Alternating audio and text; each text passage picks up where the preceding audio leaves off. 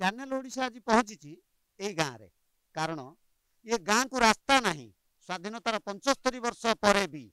विकास डिंडिम पिटुचंती राज्य सरकार एठी बारंबार विधायक बदलुचंती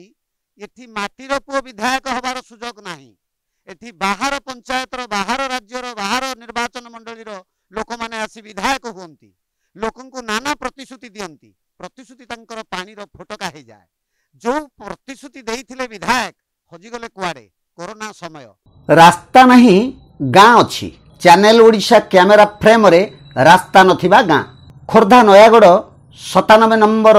जातीय राजपथ बेगुनिया बोलगड़ निर्वाचन मंडली फासियोदा ग्राम पंचायत टांगीसाही ठारू 2 किलोमीटर एक अंका बंका रास्ता रास्ता तो नुहे मरण जनता आउ एही मरण जनतारे पड़िछंती कुसुपला गाँर लोके पचारे कहती निर्वाचन आसिले नेता आसंती गाँ को सरिले आउ देखा मिले ना से मानकर प्रतिश्रुति दियंती रास्ता करिदेबार बड़ बड़ स्वप्न देखांती स्वप्न स्वप्न रे रही जाए रास्ता यथा पूर्वं तथा परं प्रतिश्रुति पालटे धुआं बाण गाँव रे पानीय जलर व्यवस्था भी नहीं उच्च शिक्षा निमंते विद्यालय नथिबारु छात्र छात्री माने एई खाल ढीप और पंक नटपट हुई पाठ पढ़ी जाती नेतांकु और प्रशासकंकु बार देखा कले मध्य फल शून्य एबे किंतु आउ सही हेबनी आउ रास्ता नहले आमे राजरास्ता को ओह्लाइबु दरकार पड़िले भोट वर्जन करिबु बोली कहंती ग्रामवासी माने आज्ञा सबु एमएलए विधायक विडीओ तहसिल भी आज्ञा भी एठिक आसते